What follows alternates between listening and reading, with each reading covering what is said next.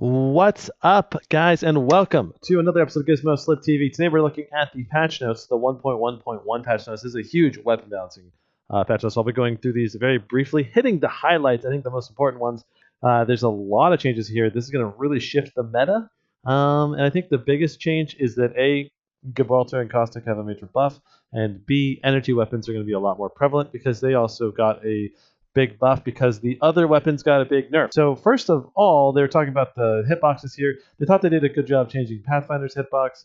Obviously, there's some issues with Pathfinder being like Swiss cheese, hit reg, and stuff like that. They're going to work on that, and they're still fixing it. They said they did mention it. The big change here is that they're adding a new perk for Caustic and Gibraltar. So we have the new Fortified passive perk. This reduces damage taken by 10%. This means that you're going to have to hit them 10% more or 110% of damage to be able to actually kill them. I think this is going to be a good enough change to balance them out. I don't know. This is really close. Maybe it needs to be 15%, maybe 20%. I don't know. 10% should be a good place to start with, and they're going to be doing some testing and seeing if that's enough.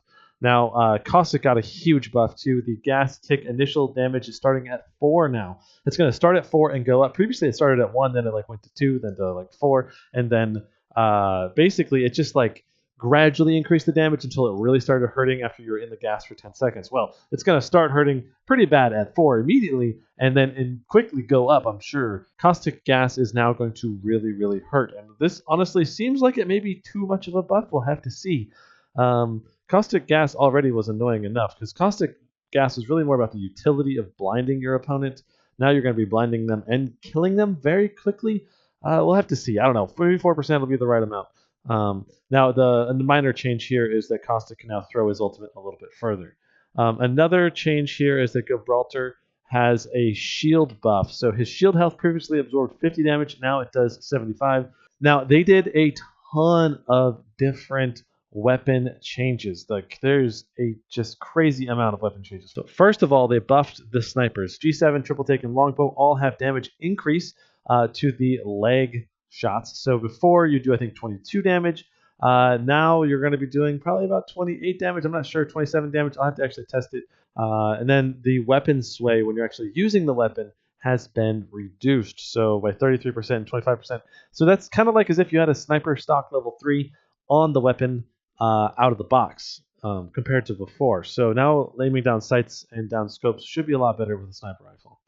Now, this is a huge buff. The Longbow is probably the biggest buff in this patch. The Longbow goes from a fire rate of 1.2 to 1.6. That is a 33% increase in fire rate. That's a massive increase in fire rate. Increase in magazine size from 5 to 6. This is a big deal. There's plenty of times where I was taking shots with the Longbow, and if I had had one more bullet, I would have been able to down someone. So 6, and then you'll get a total of 12 rounds at the extended mag level 3. So the Longbow is definitely going to be way more viable. This takes the Longbow from middle tier to low tier sniper rifle to being probably the best sniper in the game. Maybe even better than the Kraber. I don't know. Kraber's obviously a better one-shotter, but for consistent, reliable damage, the Longbow is going to be up there with the G7 now. Havoc. So increasing the magazine size from 25 to 32 rounds.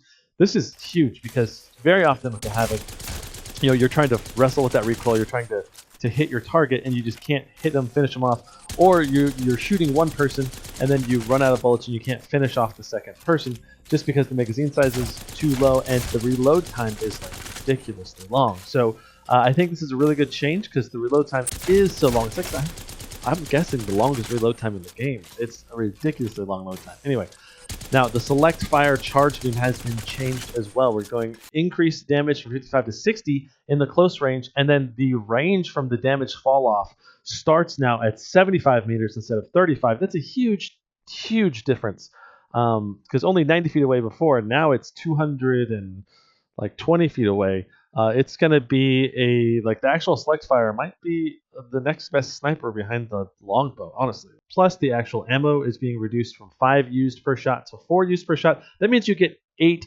sniper shots, essentially, per Havoc magazine round reload. So, and you can do 6 shots. So, the major downside for the Havoc, honestly, is that we're talking about a slow rate of fire here. But you're going to be able to land your shots very reliably because this is the only hit scan weapon in the game.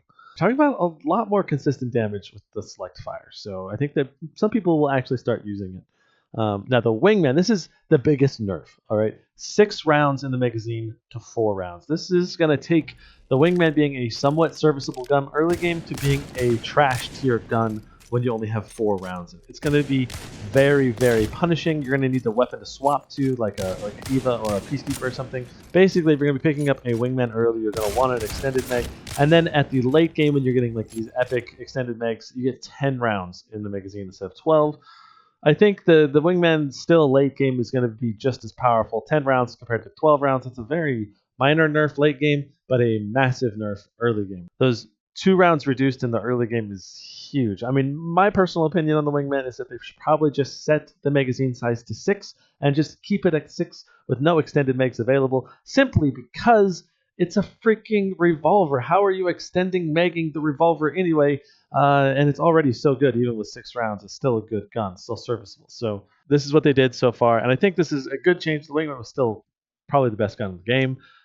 So this is a good change. Now the Spitfire definitely needed a nerf. We're getting a double nerf here. We've got damage from 20 to 18, and then we also have the extended mags all reduced by 5 rounds, with the maximum possible round being 55. So I think that is a good balance change for the Spitfire. That should bring Spitfire right in line with most of the other weapons. An extension of this is that all of these weapons being nerfed here means that weapons like the Havoc and the Devotion are going to be dramatically better now. And the Devotion especially is going to be a lot better because a lot more people are going to be rocking the Havoc, because the Havoc is now like top tier weapon here. 32 rounds instead of 25. That's a huge deal. Also, the gold weapon for the Havoc has been changed, so when people do see the gold Havoc, they will be picking it up now because it's going to have that turbocharger. The biggest problem with running a Devotion is that you run out of energy ammo. You just don't have enough energy. Now energy ammo is going to be a lot more popular because the Havoc is going to be used a lot more. The Devotion will probably be used a lot more. Just energy ammo in general is going to be used a lot more often in this game. So energy weapons have probably the biggest buff out of all the weapons in this patch, in my opinion.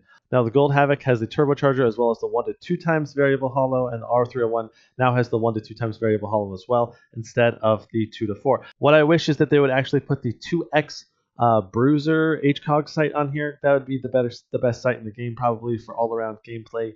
I don't know why they don't put that sight on there instead of these. The gold Wingman now has a digital threat, so the gold Wingman is actually going to be great as well. So I think these are really good changes overall. Another big thing is they're going to be offering a battle pass bonus XP event, basically, where you get, for the first top 5 placement of the day, you get a 29,500 battle pass points. So that's a pretty big battle pass bump for everyone.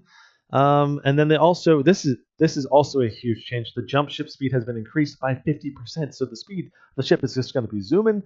And I think this is going to mean that people will probably be staying in the ship and jumping to a little bit further zones and spreading out the players a little bit better. This is going to be a really, really good change. So overall, I really like this patch. This is a great patch. I think the big thing is this is going to really mix up the meta and really, I think, just make the game a lot more interesting again for a lot of people. So like I'm really excited to try the Havoc and the Devotion and the Longbow. Those are the 3 big ones that I really, really want to try maining, I guess. Anyway, that's it for the patch notes for this one. I think it was a pretty epic patch. What do you guys think? Did I miss anything? Anything that really stands out to you guys? Let me know. I think the biggest downside is that they didn't fix Pathfinder's Swiss cheeseness. There's definitely some hit reg issues going on, and I feel like that's the #1 pressing issue that they need to fix in the game right now. Anyway, I hope they fix that soon.